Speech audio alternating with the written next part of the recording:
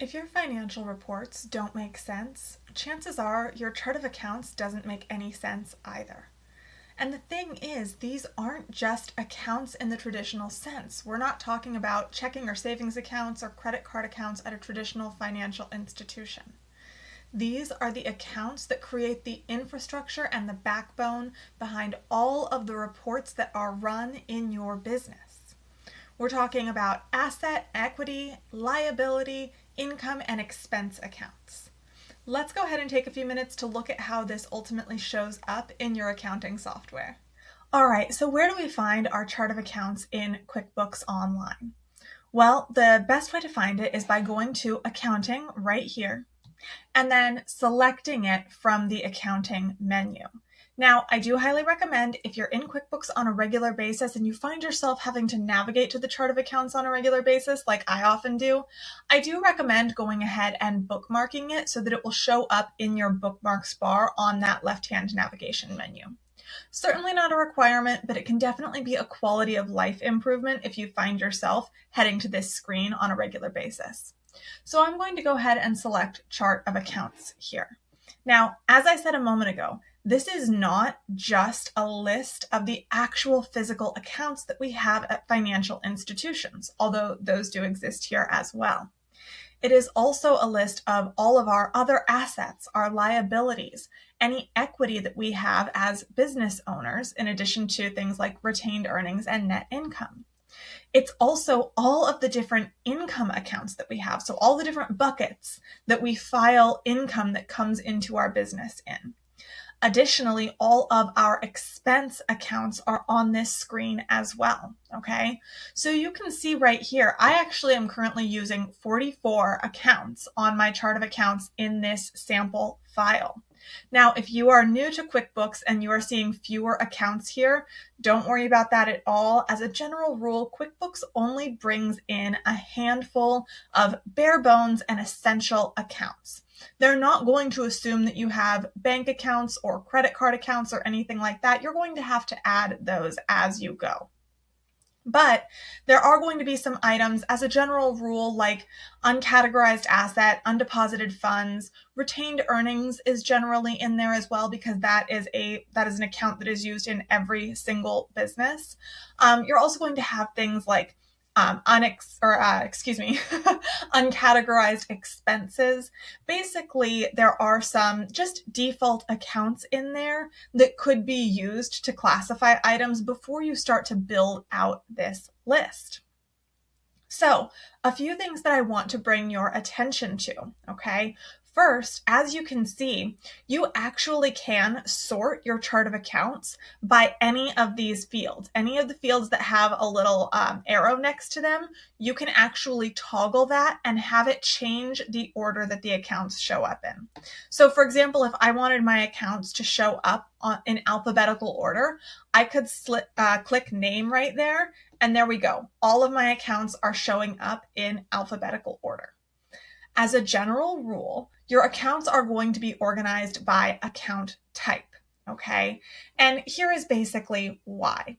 When you are looking at, say, your profit and loss and balance sheet reports, your income and expense accounts, as well as your asset and liability accounts, are going to show up in a specific order.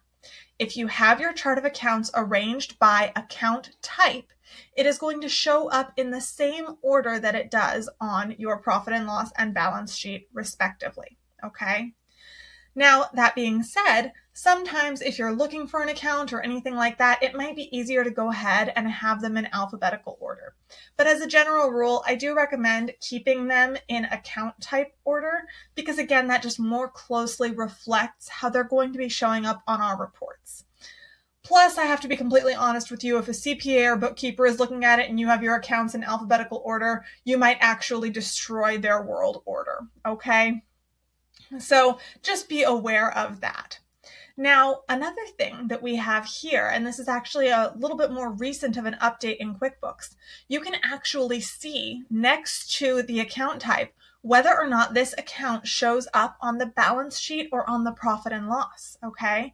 So we can see all of our bank accounts, our accounts receivable, our accounts payable, and all of our equity accounts all have BAL next to them, meaning that they show up on the balance sheet. Now, if I go down a touch farther, here are all of my income accounts, right? And then followed by my expense accounts.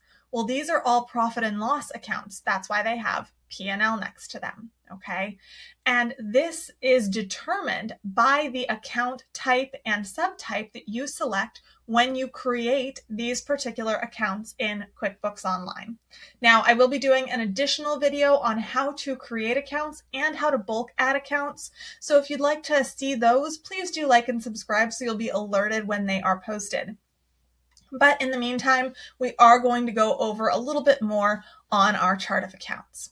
So one thing that I wanted to show you is that you can not only look at accounts and view their registers. So I can go into my business checking account register right here, and I can see all of the activity that has been added so far. Okay, and you can see this is made to look just like a checking book register did. Back when, we all had checkbooks and actually physically wrote checks and then wrote them into that little grid to record who we paid and when. It's made to look like that because that's familiar to a lot of us, okay? But let's also look at the fact that we can look at the detail of other types of accounts too. We don't just have to look at our checking accounts or our savings accounts. I can also run a report on my bookkeeping services income, and it's going to pull up a report of what is going into that number. So that's really nice as well. One final thing that I want to call your attention to here is that by clicking the caret right over here, you can make some tweaks to the accounts that are showing up on your chart of accounts. So for example, and of course you wouldn't really want to be editing retained earnings. That is a horrible example, and so we're not going to be touching that one. But let's say that we wanted to edit one of these accounts here. So instead of saying billable expense income, I want to say reimbursed expense income, okay? So I can edit the account name simply by clicking the caret next to the view register or run report and editing the account name, okay? So if I hit save here, that is going to be saved and it will be reflected when I look back at that particular income account. So we can see right here, I now have reimbursed expense income, okay? Now, another thing that we can do here, and another thing that might need to be edited to help make reports make sense, is things like sub-accounts, okay? So we can see here, under utilities, I have electricity and telephone, okay? Now, something that isn't a sub-account, but we might want to consider making it, is this item right here. We have travel expenses, but then travel meals is its own separate bucket. So I might want to consider whether or not to put travel meals as a sub-account of travel expense. And how would I do that? Again, quite simply by clicking on the caret right next to run report and then saying edit, okay? I would then want to mark the box here saying make this a sub-account and then select the parent account, which in this case would be travel. I will go ahead and hit save. And what that will do is it will make that account a sub-account of travel. All right, this was a brief overview of the chart of accounts, where to find it, how to make minor edits and tweaks to it, and how to basically read it. I will be doing additional videos on how to bulk add accounts to the chart of accounts and how to add individual accounts to the chart of accounts. So if you'd like to see those, please do like and subscribe. And if you have any questions, please feel free to leave those below.